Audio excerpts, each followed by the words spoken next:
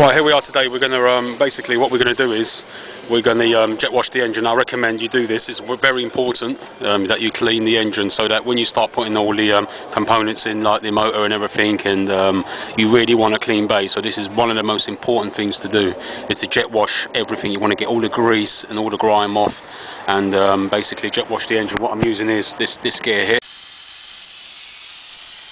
Right, you can see.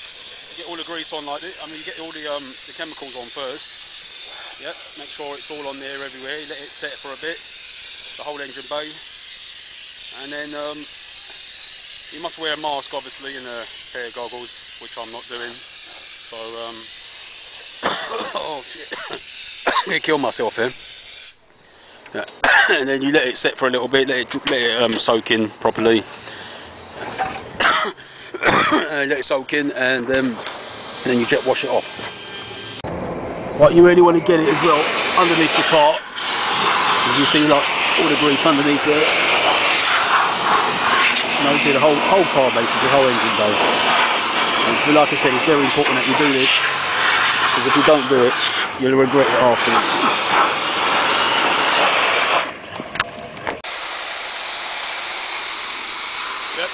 Clean it like this, so it's nice and clean. You can see now. Lovely, lovely.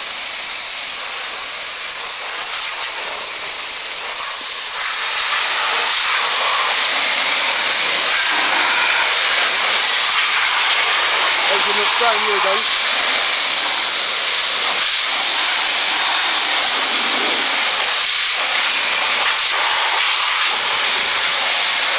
But we ain't going to need that, are we? One clean, lovely engine bay area. It looks almost like it did when it came out of the showroom, and beautiful engine in there. It drives like a dream. Let me show you actually. Let me show you. Let me start it up and show you. Let me show you how beautiful this motor is. Let me start it up. Oh, damn. Battery's flat. The engine first. The distributor cap on green with the blower. Right, it's getting late now. I finally solved the problem why the car didn't start, and I'm sure you guys worked it out anyway. There you go, that was the problem. Battery. I got a spare battery from my mate Gary. He's a scrap guy, he scraps cars, and he gave me one of the batteries that he keeps. He normally takes them out the cars, and I swapped it, done a straight swap with him. That's fantastic. That's what you call good recycling. Didn't have to pay anything over that. Right, let me go round here and start the car up and show you how beautifully it sounds. There we go. Don't want to wake up the neighbours round here.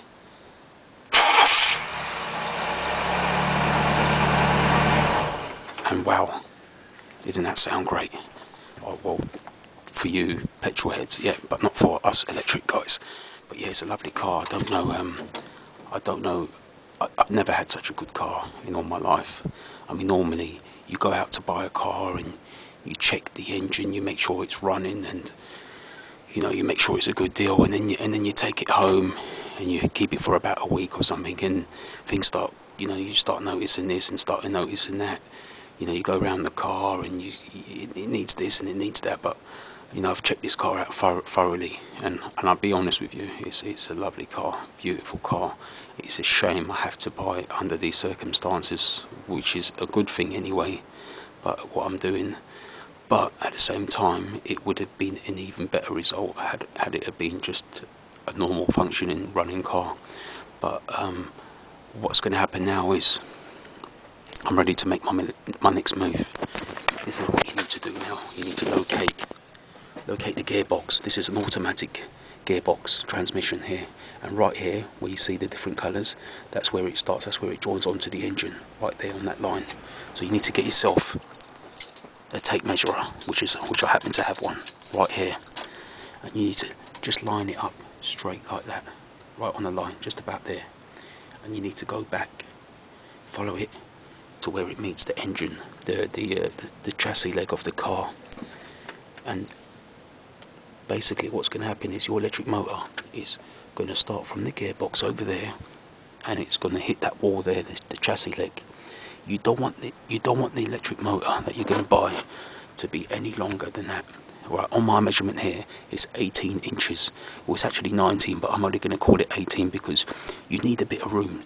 Because if you need to pull your motor out, your electric motor out, you need to be able to service it and do bits and bobs. So you don't really want to be taking out the gearbox all the time. So you always want a little bit of space anyway. But I'm going to be tight. You know, the bigger the better it is.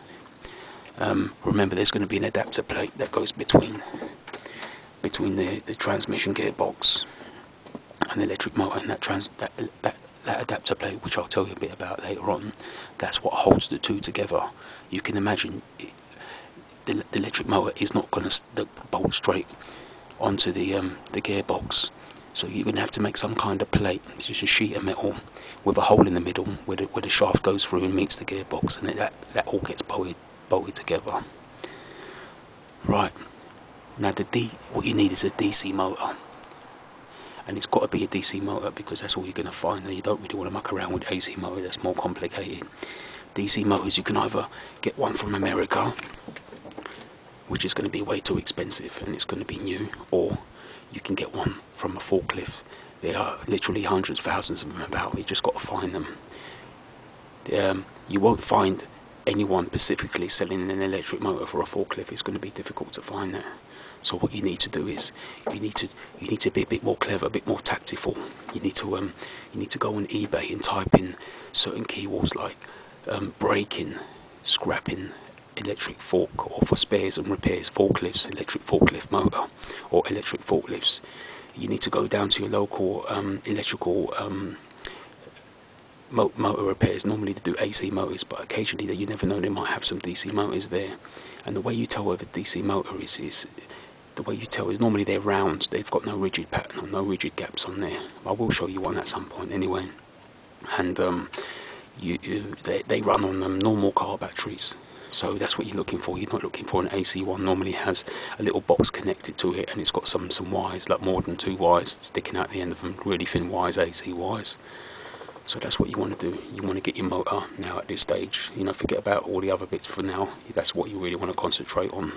So what I'm going to do now is I'm going to get the manual gearbox out of my black Golf.